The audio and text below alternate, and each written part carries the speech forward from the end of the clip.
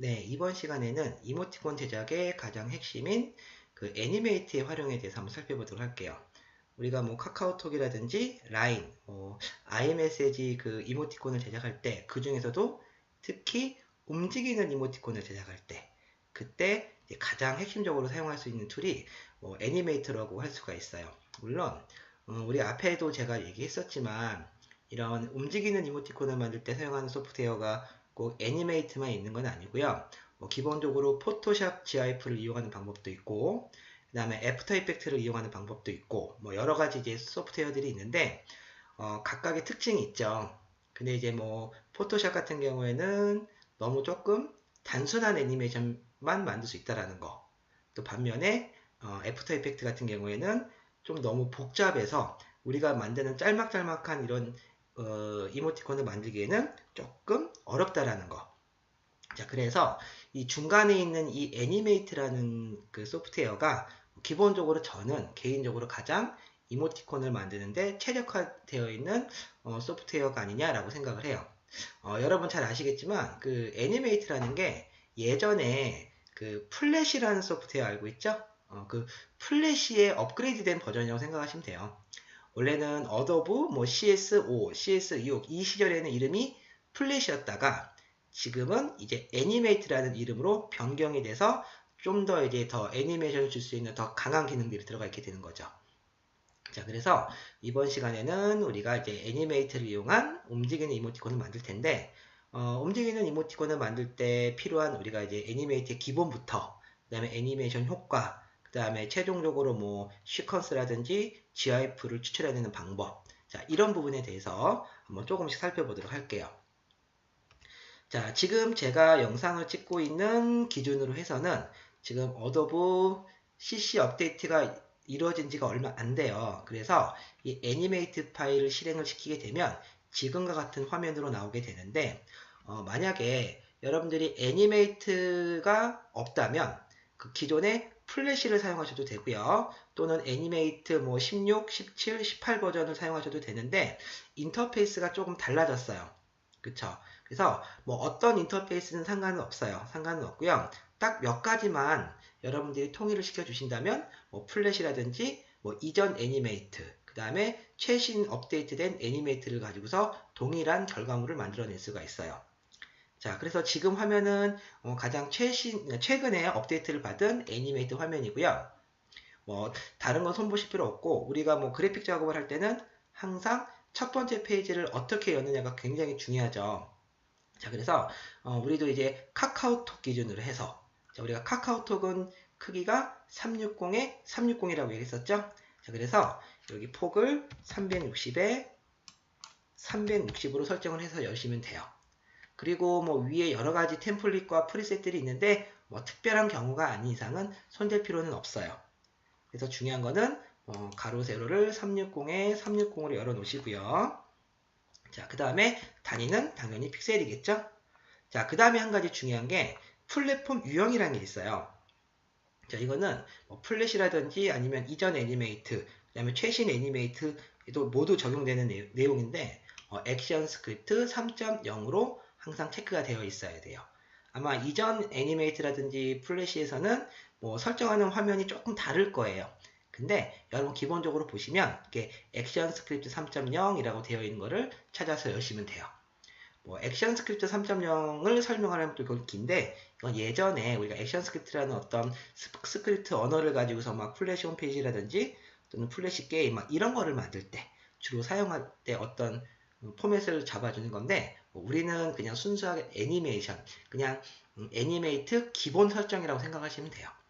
자, 이렇게 360에 360 액션 스크립트 3.0 이렇게 설정을 해주신 상태에서 만들기 또는 크리에이트 화면을 눌러주시면 이제 우리가 작업할 수 있는 이 애니메이트 창이 실행이 되겠죠. 자, 화면은 지금 이렇게 실행이 되는데 오늘은 기본적인 설명만 좀 드려보도록 할게요. 자, 먼저 위쪽에 이렇게 숫자가 나와 있는 패널. 자, 이거를 우리가 타임라인이라고 해요. 타임라인. 이제 애니메이션이라는 거는 이제 시간을 제어할 수 있잖아요. 그래서 타임라인이라고 얘기를 하고요. 가운데 있는 큰 화면을 우리가 작업 스테이지, 그쵸? 뭐 작업창, 스테이지라는 얘기를 쓰는데요. 보통은 이걸 뭐 디자인적인 측면에서 얘기할 때는 스테이지라는 표현을 쓰고요. 뭐 그 다음에 이렇게 프레임, 타임라인이라는 어떤 이 개념으로 접근하자면은 우리가 뭐 장면 또는 씬이라는 용어를 쓰기도 하고요. 아까 뭐 액션 스크립트라든지 프로그램이랑 연결될 때는 루트라는 화면이라는 표현을 쓰기도 해요. 그래서 내가 작업하고 있는 창의 가장 큰 창이라고 보시면 돼요. 그래서 우리가 설정해준 360에 360 요 창이 지금 열린 거고요. 자, 그 다음에 이제 오른쪽에 보시는 이런 창들이 우리가 패널들, 속성 창이라고 그러죠. 근데 여기서 한 가지 주의하실 게 이 속성은 최종적으로 선택되어져 있는 곳에 속성이 뜨게 돼 있다는 거예요.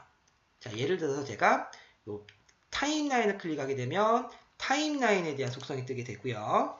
그 다음에 스테이지를 클릭하게 되면 스테이지에 관련된 속성이 뜨게 돼요. 자, 그래서 어느 부분을 클릭하느냐에 따라서 속성이 바뀐다는 거를 알고 계시면 되고요.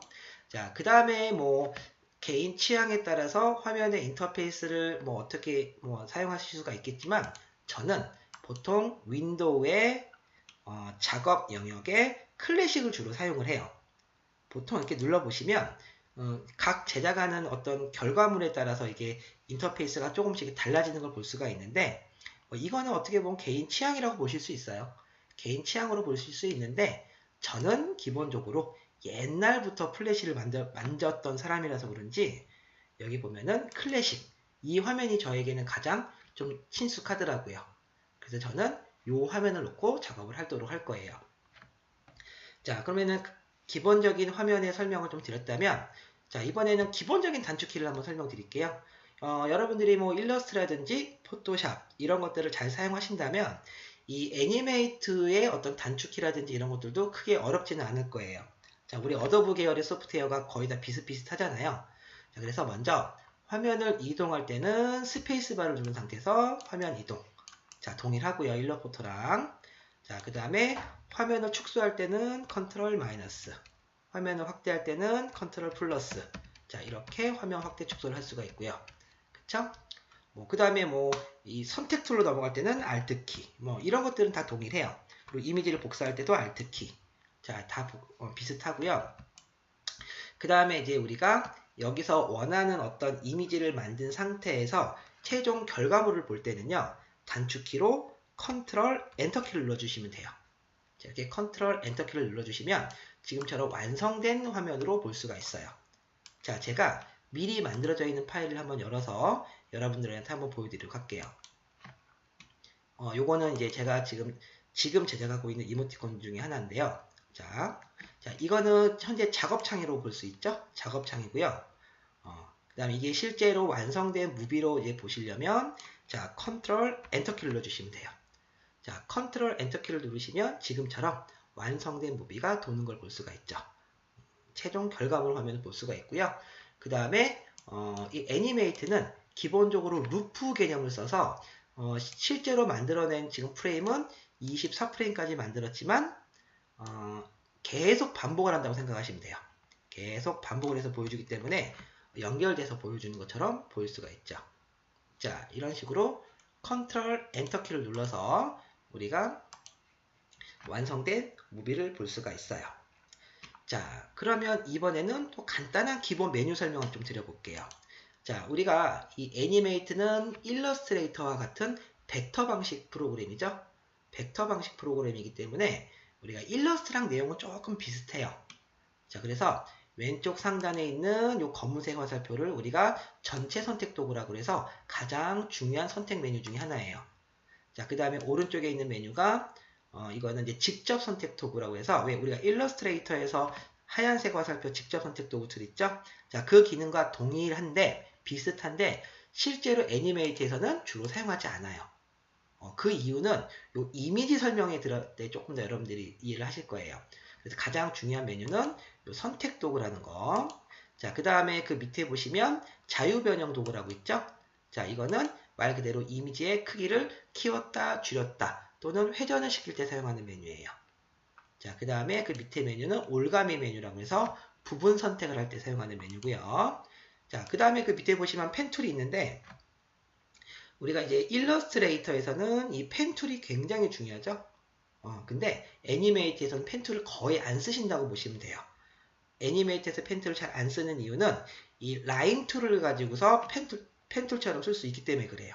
그래서 이 라인 툴을 사용하는 방법도 이 다음 시간에 좀 더 자세하게 설명을 드릴 거고요. 그 다음에 여기 사각형 도구 툴, 원형 도구 툴, 그 다음에 다각형 도구 툴이 있고요. 그 다음에 연필 도구 툴, 그 다음에 이거는 브러쉬 도구 툴. 그래서 우리가 이거는 일러스트랑 거의 비슷한 메뉴를 가지고 있는 걸 볼 수가 있어요. 자, 그 다음에 뭐 여기 이제 버켓 툴은 이제 면의 색을 채워주는 개념이고, 그 다음에 그 밑에 잉크병 도구 툴이라고 그러는데, 요거는 선색을 바꿔주는 거. 자, 요렇게 알고 계시면 돼요. 뭐 제가 지금 기본적으로 이제 다 설명드리지 않고 몇 가지만 설명드린 이유는 뭐 다 이모티콘을 제작하는 데 있어서는 굳이 필요 없고 오히려 좀 복잡하기 때문에 실제 이모티콘 제작에 필요한 툴만 제가 설명을 드린 거예요. 자, 이렇게 해서 우리가 기본적인 화면 설정에 대해서 좀 알아봤고요. 만약에 우리가 이제 처음에는 카카오톡 기준으로 해서 360에 360으로 세팅을 했는데 중간에 사이즈를 바꿔주거나 변형을 시켜주고 하실 때는요. 마찬가지로 스테이지를 클릭하신 상태에서 오른쪽에, 그쵸? 오른쪽에 위드스와 하이트를 이렇게 통해서 크기와 폭을 통해서 우리가 큰 제작창을 바꿔줄 수가 있고요. 여기서 또 중요한 것 중에 하나가 바로 요 FPS라는 개념이죠. 요 FPS라는 개념이 우리가 앞전에도 잠깐 설명드렸지만 FPS는 프레임 퍼 세컨이라고 해서 초당 장면의 개수를 얘기해요. 자, 그래서 FPS가 지금 20이 되어 있다는 얘기는 1초에 20장면짜리를 만든다는 얘기예요. 즉 우리가 타임라인에 20프레임까지 애니메이션을 만들면 이만큼 애니메이션을 만들면 1초가 되는 거예요. 1초가. 20장면이 1초가 되는 개념이 되는 거고, 만약에 FPS를 10으로 바꿔주시면 1프레임부터 10프레임까지 만드는 게 1초가 되는 거예요. 자, 그러면 FPS를 10으로 했을 때와 20으로 했을 때 차이만 제가 잠시 간단하게 한번 보여드리도록 할게요. 자, 제가 FPS를 먼저 10으로 한 상태에서 10프레임에서 애니메이션 한번 줘보면, 자,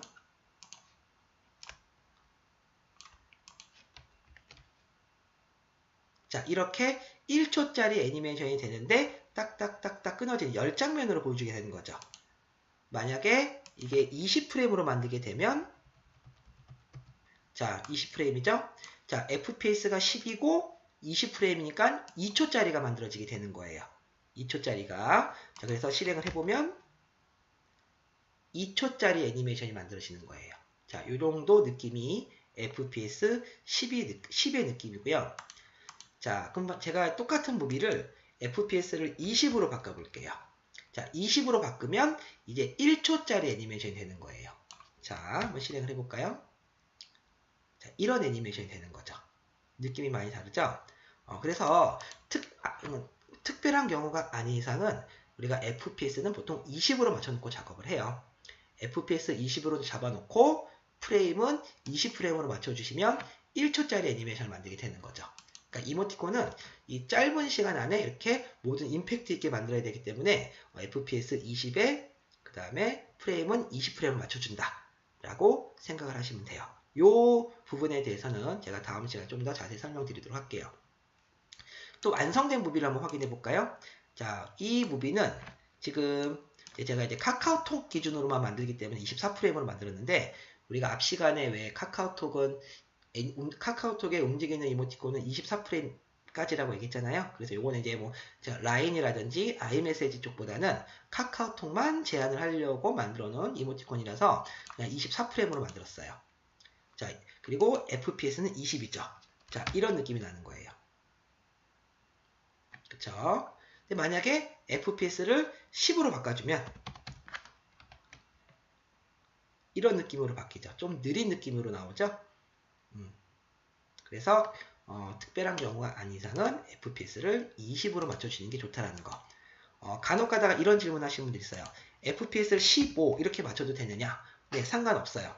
근데 제가 FPS를 10 또는 20을 얘기하는 이유는 우리가 라인이라든지 아이메시지 쪽으로 넘어갈 때, 라인 같은 경우에는 무조건 4초를 맞춰줘야 되기 때문에 FPS를 뭐 이렇게 15 또는 12, 뭐 17 이런 식으로 맞춰버리면 4초를 맞춰줄 수가 없어요. 그렇기 때문에 카카오톡으로 만든 녀석을 다시 라인 쪽으로 또 변환할 때 동일하게 변환하기 위해서 그냥 카카오톡을 만들 때도 FPS는 10 또는 20으로 맞춰주는 거예요. 자, 이렇게 작업을 해주시면 되는 거죠. 자, 그래서 이렇게 지금 애니메이트를 열어서 기본 화면을 만들고 기본적으로 이렇게 기본적인 인터페이스에 대해서 우리가 살펴봤고요. 우리가 다음 파트에서는 실제로 이제 애니메이트가 가지고 있는 어떤 이미지 구성에 대해서 한번 좀 더 자세하게 살펴보도록 할게요.